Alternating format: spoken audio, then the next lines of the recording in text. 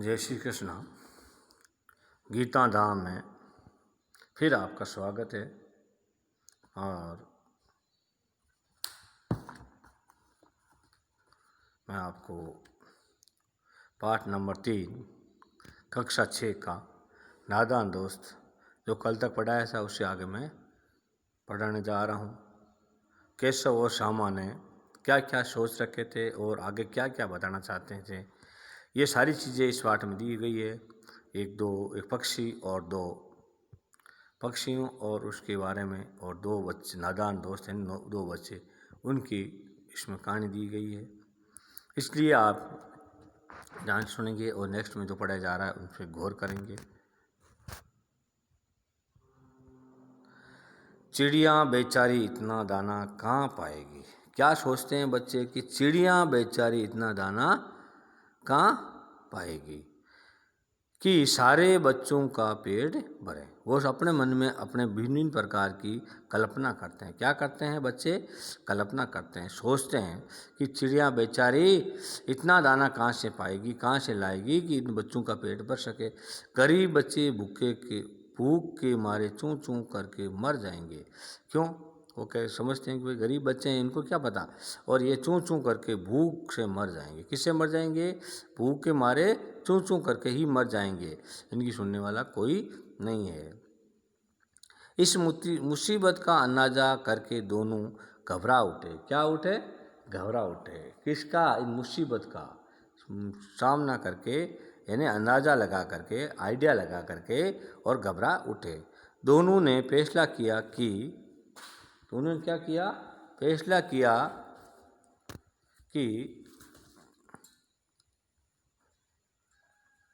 कि कार्निश पर थोड़ा सा दाना रख दिया जाए। कार्निश पर छज्जा, जो घर का छज्जा, उस पर क्या रख दिया जाए? दाना रख दिया जाए। श्यामा खुश होकर, क्या हुई? श्यामा खुश होकर बोली, तब तो चिड़ियों को चारे के लिए भी कहीं उड़कर न जाना पड़ेगा। श्यामा खुश को क्या बोलती है? उसको चारे के लिए, दाने चुगने के लिए भी कहीं जाना नहीं पड़ेगा। चारे का मतलब यहाँ दाना चुगने के लिए भी कहीं जाना नहीं पड़ेगा। केशव, नहीं तब क्यों जाएगी? केशव का वापस कृष्ण बोलता है श्यामा से कि तब क्यों जाएगी? तो श्यामा क्या कहती है? क्यों भैया, बच्चों को धूप नहीं लगती होगी। क्या कहती है? एक दूसरा कृष्ण डाला कि क्या भैया, बच्चों को धूप नहीं लगती होगी।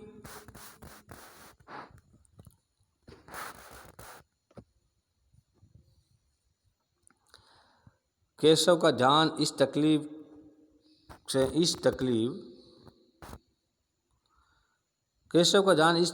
की तरफ न गया था। बोला, जरूर तकलीफ हो रही होगी।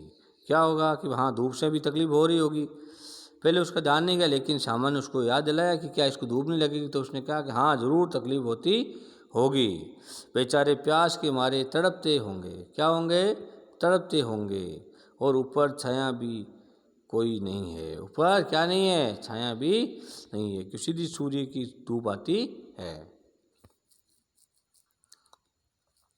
आखिर यही फैसला हुआ कि घोंसले के ऊपर कपड़े की छत बना देनी चाहिए। क्या कर देनी चाहिए? हमें कपड़े की छत बना देनी चाहिए। क्या बना देनी चाहिए?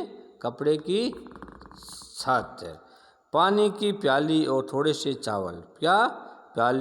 पानी की प्याली और थोड़े से चावल रख देने का प्रस्ताव भी स्वीकृत हो गया। क्या हो गया? प्रस्ताव भी स्वीकृत हो गया, यानी उनकी योजना स्वीकृत हो गई। प्रस्ताव में योजना और स्वीकृत उन्हें स्वीकार हो गई। दोनों बच्चे बड़े चाव से काम में लगे। किस में लगे? काम में लगे। बड़ी इच्छा से, बड़ी कोशिश से क्या लगे? काम में लगे।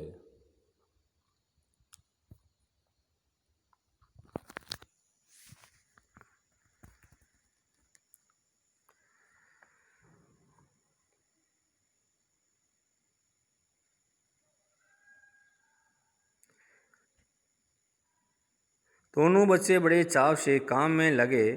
श्यामा माँ की आंख बचाकर, क्या किया? श्यामा माँ की आंख बचाकर, यानी माँ को धोखा दे करके, आंख बचाना मतलब धोखा दे करके, और उन्होंने क्या किया? मटके से चावल, क्या लाई? मटके से चावल ले आई। क्या ले आई? चावल। निकाल लाई, क्या निकाल लाई? चावल निकाल लाई। और केशव ने पत्र की प्याली का तेल चुपके से जमीन पर गिरा दिया। किसका? केशव ने भी पत्थर की प्याली का तेल, जो पत्थर की प्याली बनी थी उसके अंदर तेल रखा था, उसने भी चुपके से जमीन पे गिरा दिया और उसे खूब साफ करके उसमें क्या भरा? पानी भरा। क्या बना? भरा? पानी भरा। किसके लिए? दोनों पक्षियों के लिए। किसके लिए भरा? दोनों पक्षियों के लिए। किसकी प्याली में भरा गया? पत्थर की प्याली थी तो उनके घर में रखी हुई थी, उसमें कुछ तेल डाला हुआ था और तेल को चुपके से बाहर फेंक दिया और ज़मीन से गिरा दिया और उसको बहुत खूब तरीके से साफ किया और साफ करके उसमें पानी भरा। अब चांदनी के लिए कपड़ा कहाँ से आए? ये दोनों सोचने लगे, विचार करने लगे कि अब ऊपर छत बनाने के लिए, चांदनी बोलते हैं छत बन, जैसे शादी विवाह होती है उसमें चांद लगाते ही नहीं लगाते, उसको बोलते हैं चांदनी। और मतलब यहाँ चांदनी का मतलब होता है छत बनाना। किसके लिए? पक्षियों के लिए। छत बनाने के लिए अब कपड़ा कहाँ से आएगी? दोनों बहन भाई सोचते हैं, विचार करते हैं। क्या करते हैं? सोचते हैं और विचार करते हैं। फिर ऊपर बगैर छड़ियों के कपड़ा ठहरेगा कैसे? छड़ियाँ छड़ियों क्या बोलते हैं? जो पेड़ की होती है, जैसे हम लकड़ी भी बोल सकते हैं, लाठी बोल सकते हैं, या पेड़ की कुछ टहनियों को भी बोल सकते हैं छड़ियाँ। छड़ियाँ खड़ी कैसे होगी? ये सारे प्रकार के प्रश्न उनके भिन्न भिन्न प्रकार के प्रश्न वो अपना आप में करने लगे कि भाई छड़ियाँ ले भी आएंगे तो खड़ी कैसे होगी? ये सारे के सारे प्रश्न उनमें दिमाग में आ रहे थे। क्या आ रहे थे? दिमाग में आ रहे थे।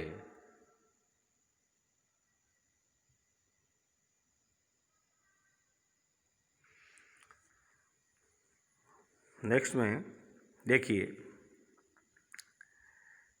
केशव बड़ी देर तक इसी उदेड़ बुन में रहा, असमंजस में। किस में रहा? उदेड़ बुन का मतलब असमंजस में रहा कि आखिरकार उसने ये मुश्किल भी हल कर दी। आखिरकार ये मुश्किल भी हल कर दी कि श्यामा से बोला, जाकर कूड़ा फेंकने वाली टोकरी उठा लाओ। तो कूड़ा फेंकने वाली टोकरी थी उसको क्या करो? उठा के ले आओ।